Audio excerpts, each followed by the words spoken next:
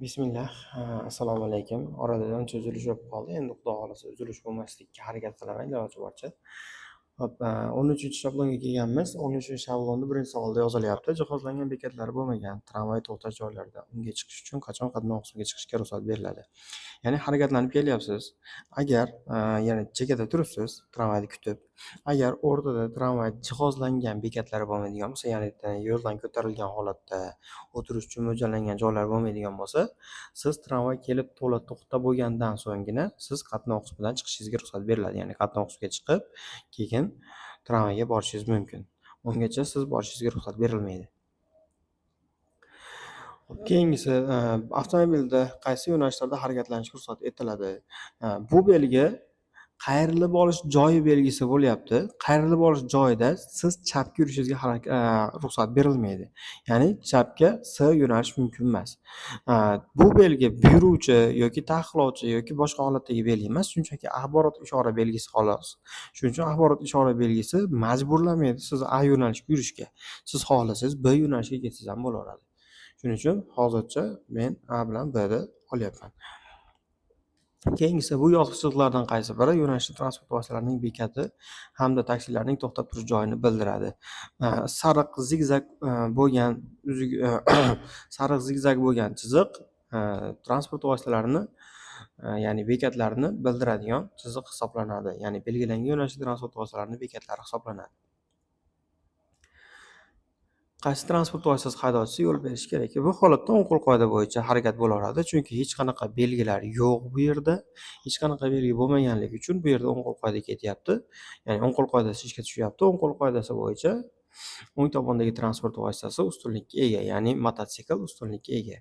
Va bu harakatlanayotgan transport vositasi yo'l berib turadi.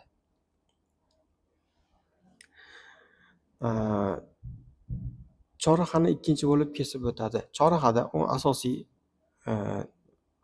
aslida rasm yuklanmoqda. Qani ko'raylikchi, agar nima bo'ladigan bo'lsa. Yo'q, hech qanaqa nima yo'q ekan. Ya'ni imtihonda tushadigan rasmlarga o'xshagan rasm chiqadimikin deb o'yladim. Yo'q, hech qanaqa rasm yo'q ekan. Xo'p, bu holatda chorrahani ikkinchi bo'lib kesib o'tadi. Chorrahani ikkinchi bo'lib asosiy yo'ldagilarni o'ziga qaraymiz. Bizga qizil avtomobil kerak emas, chunki ikkinchi darajali yo'ldan kelyapti. Asosiy yo'ldan yashil avtomobil bilan ko'k avtomobil kelyapti. O'ng qo'l qoida bo'yicha yashil avtomobil ko'k avtomobilga yo'l berishi kerak. Demak, chorrahani ham ikkinchi bo'lib yashil avtomobil o'tadi. Xo'p, bundan keyingisi tumanga qarshi fara chiroqlaridan foydalanish mumkin. O'zi tumanga qarshi fara chiroqlari haqida 3 dona savol keladi xolos umumiy testda. Birinchisi, nechta o'rnatishingiz mumkin deb savol bo'ladi. Yengil avtomobilda 2 dona o'rnatishingiz mumkin xolos. Ikkinchi holati tumanga qarshi orqa chiroqlar qo'llaniladi. Ya'ni tumanga qarshi orqa chiroqlarni faqat yetarli ko'rinmaydigan sharoitlarda qo'llasangiz bo'ladi. Endi bu yerda orqa chiroq so'ralmaganligi uchun tumanga qarshi fara chiroqlari so'ralyapti.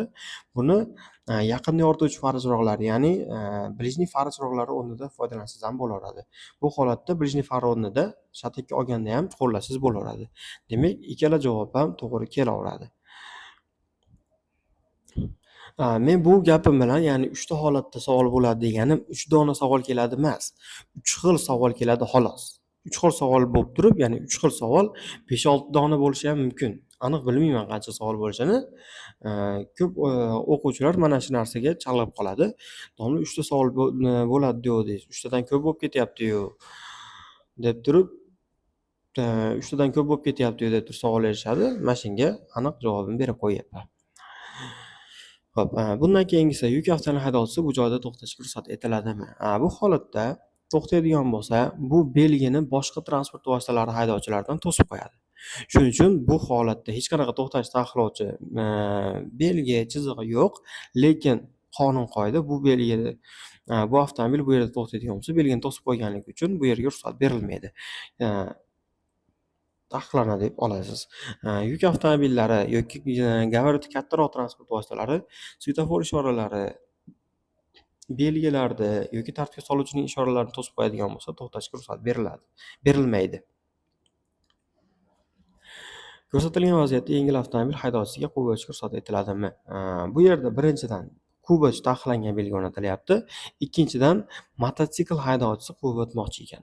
Mototsikl haydovchisi quvib o'tadigan bo'lsa, bu holatda ruxsat berilmaydi. Ya'ni quvib o'tayotgan transport vositasini yana quvibga chiqish mumkin emas. Yo'l quruq bo'lganda g'ildirak aylanmay sirpanib tormoz yo'liga qanday ta'sir etadi? Agar yo'l quruq bo'ladimi, nam bo'ladimi farqi yo'q. G'ildirak aylanmay deb savol kelyaptimi? G'ildirak aylanmasdan sirpanyaptimi? Har doim tormoz yo'li ortadi. Ya'ni g'ildirak aylanmasdan sirpanayotgan bo'lsa, siz 10 metr masofada to'xtashingiz kerak bo'lsa, u aylanmasdan sirpanadigan bo'lsa, 10 metr masofangiz 15 metr, 20 metrgacha cho'zilishi ehtimoli bor. Yonilg'i uzatish tizimi zich, germetik emasligi ma'lum bo'lganda haydovchi nimalarni bajarishi kerak? Xo'p, harakatlanib ketyapsiz, yo'ldasiz. Agar mabodo gaz bosadigan bo'lsangiz, gaz yaxshi kelmayapti, ya'ni yaxshi gaz berilmayapti. Bu holatda nima qilasiz?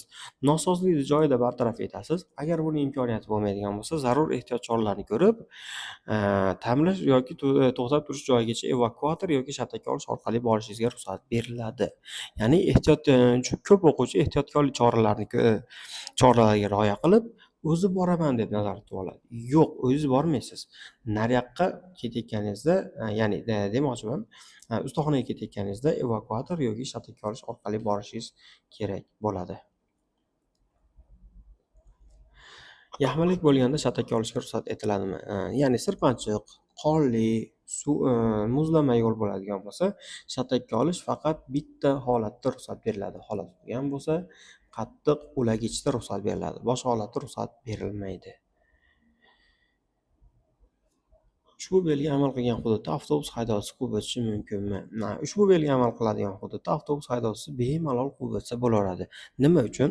Sababi bu belgi faqat yuk avtomobillarida bo'lsangiz quvib o'tolmaysiz deb aytadi, ko'rsatadi. Endi sizdan so'rayotgan holat avtobus haydovchisi bo'lib turib quvib o'tsangiz bo'ladimi deyotgan bo'lsa, quvib o'tish qoidalariga rioya qilib barcha holatda ruxsat beriladi deb bosa olasiz.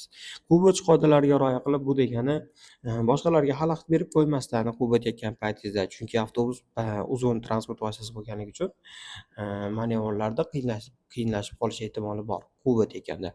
Mana shu holat bor. Keyin bundan tashqari yana qanaqa holat bo'lishi mumkin? Ya'ni harakatlanayotgan paytingizda tezlikni oshirib qo'ymasligingiz mumkin. Oshirib qo'yishingiz kerak mumkin emas.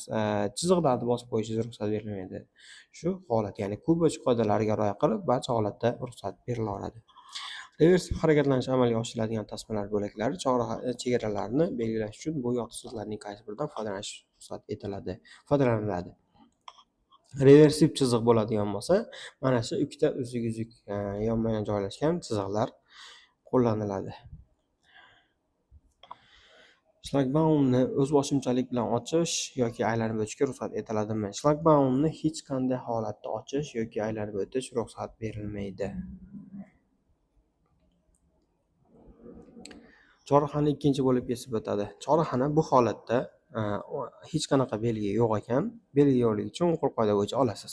O'ng tarafdagi transport vositalari har doim birinchi harakatlanish huquqiga ega. Ya'ni qizil avtomobil ko'k avtomobilga, ko'k avtomobil yashil avtomobilga yo'l berish kerak.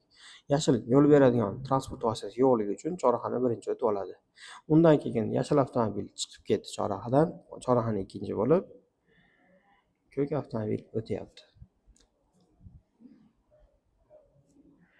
Oraliq masofada nimaga aytiladi? Oraliq masofa transport vositalari bilan oldi orqasidagi masofa oraliq masofa hisoblanadi. Agar ikkita transport vositasi yon tomondan masofalar hisoblanadigan bo'lsa, bu masofalar yon oraliq masofasi deb olinadi. Quvib o'tishni boshlashdan oldin haydovchi shunga ishonch hosil qilish kerakki, ya'ni mana shu holatda quvib o'tish qoidalariga rioya qilish mana shu yerda ko'rsatilyapti. Mana birinchisida yozilyapti. Shu tasmada orqada harakatlanayotgan transport vositasi haydovchisi quvib o'tish qoidalariga quvib o'tishni boshlamaganligiga, ya'ni siz harakatlanib kelyapsiz. Orqadagi transport vositasi sizni quvib o'tishga chiqmaganligiga ishonch hosil qilib olishingiz kerak. Oldinda harakatlanayotgan transport vositasi kubotni yoki chapga burish ishorasini bermaganligiga.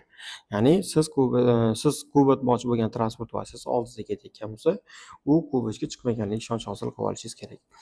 Uchinchisi yozilyapti. Kubot tugalayotganda kubotilayotgan transport vositasiga xalaqit bermasdan ilgari egallagan qatorga qaytib o'ta olishiga ishonch hosil qilish shart. Demak, hammasi ishonch hosil qilinishi kerak bo'lgan holatlar. Majburiy to'xtagan haydovchi qanday choralar ko'rishi kerak? Majburiy to'xtaganda siz transport vositangiz qanaqadir holatda, mashinangiz buzilib qolgan yoki harakatlanib ketayotgan paytingizda yo'lovchi yoki haydovchini holati o'zida betoqat qilyapti haydovchi yoki yo'lovchi yoki siz tashiyotgan yukingiz ag'anab ketish holatiga kelib qolgan. Mana shu holatlarda to'xtash taqiqlangan joyda to'xtasangiz majburiy to'xtash bo'ladi. Endi majburiy to'xtash bo'ladigan bo'lsa, siz avariya yorug'lik ishoralarini yoqasiz. Agar u nosoz bo'ladigan bo'lsa, avariya sababli to'xtash belgisini aholi punktlarida eng kami 15, aholi punktlarida eng kami 30 metr masofada o'rnatishingiz kerak bo'ladi. Avtomobilning qaysi g'ildiraklari sirpanib tormozlanishga ko'proq moyil? Avtomobil agar tormoz bosadigan bo'lsa, ko'proq orqa g'ildiraklar sirpanib ketish ehtimoli ko'proq bo'ladi. Sanab o'tilgan qaysi holatlarda transport vositalaridan foydalanishga ruxsat beriladi? Foydalanishga ruxsat beriladigan holat endi transport vositangiz foydalanish taqiqlanadigan holatni birinchi tushuntirib beraman. Transport vositangizda qanaqadir nosozlik bo'lsa ham foydalanishingiz taqiqlanadi. Endi foydalanish ruxsat beriladigan bo'lsa, siz transport vositangizda ishlab chiqarish to'xtatilgan bo'lsa ham, lekin unga ya'ni mashinangiz minib yuribsiz, mashinangiz ishlab chiqarilishi to'xtatilgan. Lekin unga yangi fara chiroqlari qo'yishingiz kerak. Shunda u fara chiroqlari boshqa transport vositasini fara chiroqlari bo'lishiga ham ruxsat berilaveradi. Mana birinchisida xuddi shu narsa yozilyapti. Xo'p, 13 bilet, ya'ni 13 shablon tugadi. Agar savollar, kamchiliklar bo'ladigan bo'lsa, bemalol murojaat qilishinglar mumkin.